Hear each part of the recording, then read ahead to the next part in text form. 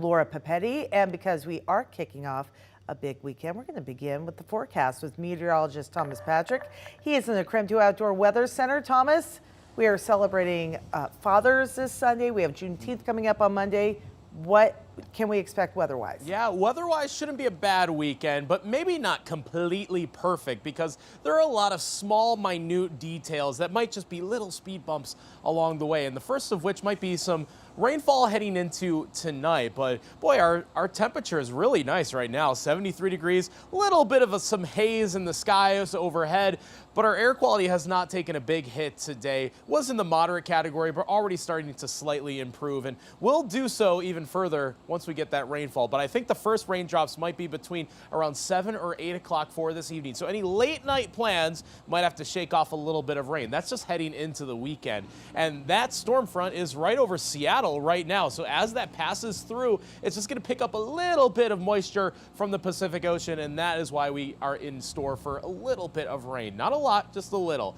But yeah, this weekend there's a lot going on weather-wise because while our rain chances aren't super high, we are going to notice breezy conditions both days. Also notice a bit of a temperature drop as well. So again, a lot of small details to cover over these next 48 to 72 hours. And we'll go over this weekend's forecast and beyond, all coming up in a couple minutes.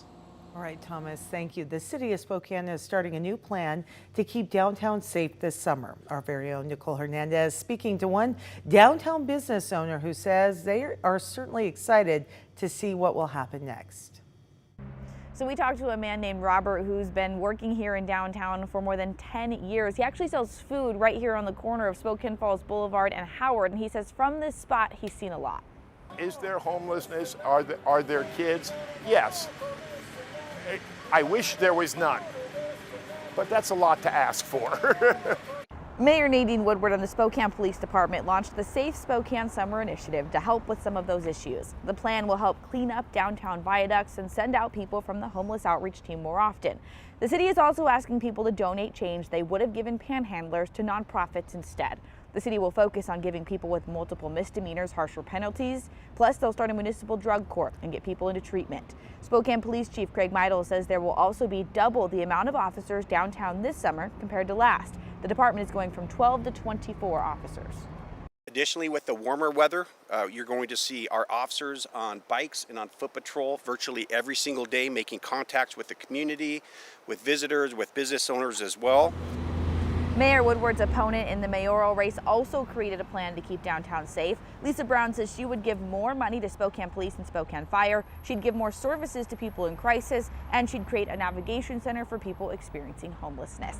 You can read both full plans on our website right now on KREM.com. In Spokane, Nicole Hernandez, KREM 2 News.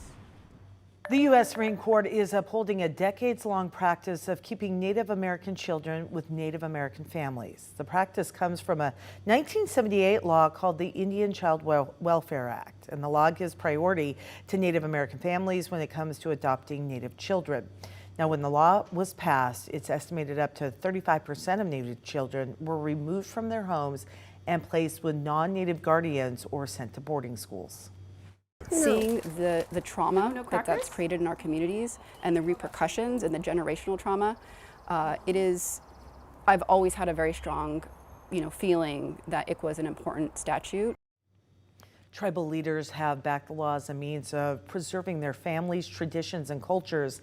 In a 7-justice majority, the court ruled that Congress has the authority to enact the ICWA and that it does not impose on state powers.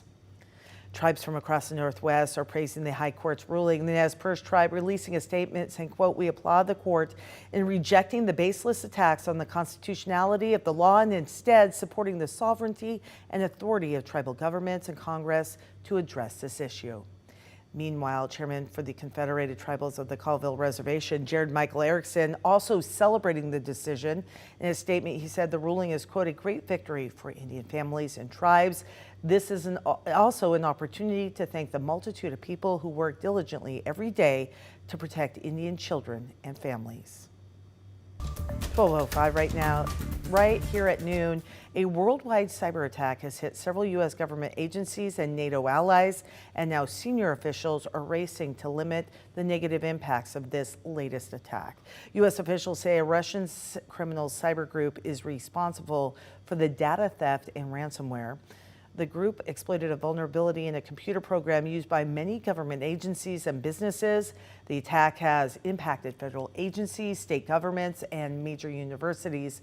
Officials say the ransomware group has already started to release data to extort companies. The adversaries have a chance to get 2 bites from the same apple, meaning first, they can put ransomware on your computer and say, you can never use your data again unless you pay us money. Then after you pay, they come back again and say, meanwhile, I have a copy of your data and I will release it unless you pay me again. Cybersecurity officials say so far no federal data has been leaked. Now, according to the Oregon Department of Transportation, the personal information for more than 3 million people in Oregon may have been leaked in that data breach. ODOT saying they can't identify if a specific person's data was breached. However, they say if you have an Oregon license, you should assume you are part of the attack and monitor your personal accounts very closely. Officials had confirmed this breach is connected to the nationwide cyber attack going on.